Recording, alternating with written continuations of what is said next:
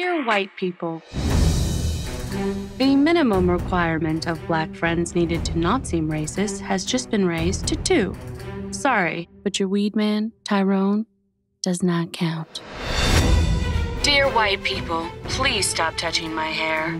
Does this look like a petting zoo to you?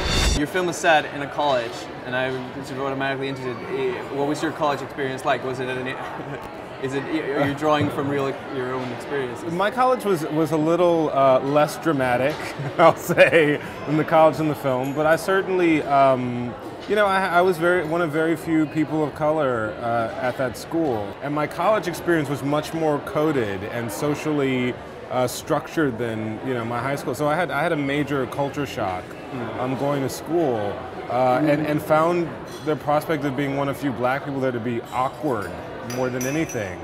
And it was really the conversations about how awkward it was and the ways in which we sort of toggled our identities up and down that kind of led to the first drafts of the film back in 2006. Wow. I love movies that sort of embrace the theatricality of cinema and sort of say this is a complete dream world. Yeah. For some reason I feel films are even more honest when they just sort of level with you, that you're watching a film. Yeah. And I think that it also gives you just enough distance to not fully, you invest emotionally in the characters, but you have enough room to think about what you're watching, because the film is constantly reminding you that it's a film. And there's something about that just really, I always saw the movie that way. I think that there is a slice of life comedic version of the film, but that would have had to come from a different filmmaker, because that's just not quite the way my mind works. It'd be good to elect someone like you as school president. Someone else is running. Together, we can bring black back to Winchester. I think for me, because it is multiple protagonists and it is satirical and it has so many things on its mind, for me it was really just about focusing, well, thematically though, what am I saying at the core of the film? And for me, the film really is an argument between our identity and ourselves, who we really truly are, and sort of finding a balance between those two forces, both of which are necessary.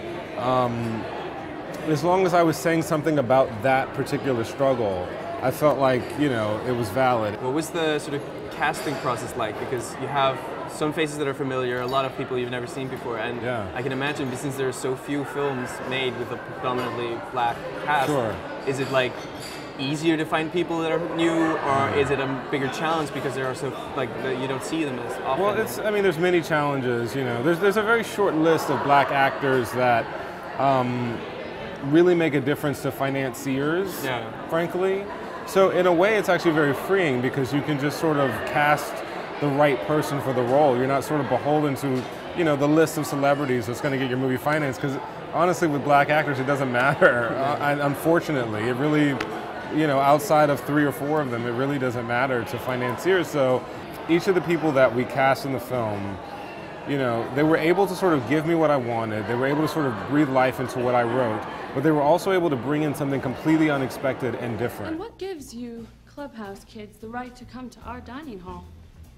You don't live here. Sam, what are you doing? So you can't eat here. Chill, Sam. Damn, all right? Let the man eat. Got this. Look, who are you to throw me out? Oh, well, I think I'm head of this house.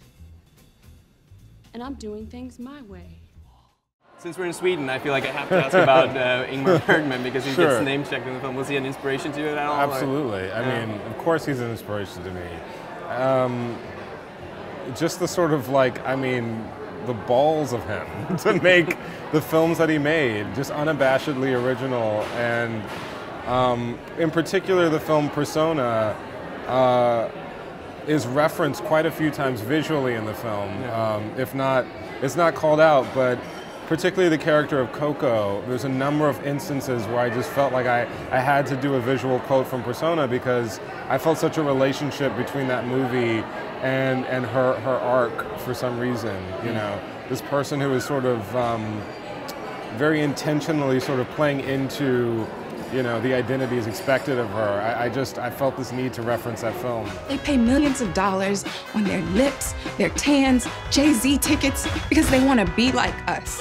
Another movie that was a big influence was Network.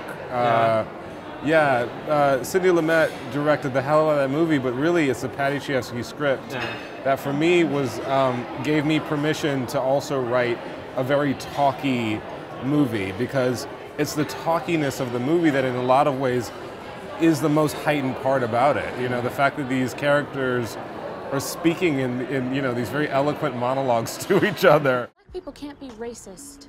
Prejudice, yes, but not racist. Racism describes a system of disadvantage based on race. Black people can't be racist since we don't stand to benefit from such a system. This is heightened, and you have to play it like it's very true to life, but it is heightened. And you have to just sort of embrace that and make it sound as real as possible. Inherently perfect about a world where everybody can just espouse speeches. I know. But that's the fun about, to me, that's the fun about the movies, you know? That's why I'm a narrative filmmaker and I'm not doing a documentary, you know? I love it. What was, how has the sort of, have you seen a sort of tangible difference in reception in the States and then in Europe and at other festivals? This will be my first time seeing it with a European audience. I understand that it did incredibly well in London and at the BFI Festival, and so far from what I've heard, the reception here has been really great, and I'm excited to sort of see where people laugh here and where they applaud here, and I expect it to be different. It's different in every city in America, so I imagine that in another country it'll be different as well.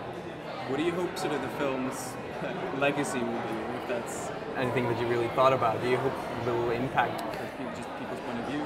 I don't know. I mean, I think frankly there need to be more stories from the margins. Yeah. So if we want to talk about legacy, I hope that the film, whatever success we have with the film, I hope that opens the door a little bit for other filmmakers that are kind of trying to tell their stories from the margins, because I think that really enriches all of us when we can see from other people's points of views. And frankly, American cinema is they're really, especially the art house cinema in America, it's white and male, and that's not what that country actually looks like. and I think it's crazy that the closest comp to my movie is 25, 30 years ago. I think, you know, there needs to be more of a diverse voice in the art house. So if there's a legacy to be had, I hope that it increases, you know, interest and urgency in those kind of movies, because I just want to see them without, you know, spending 8 years making one. I want to see a few along the way as well. Your hair is so cute. Is it weaved? Weaved. It's weave. Noun. Present tense. Racism is over in America. The only people who are thinking about it are Mexicans, probably.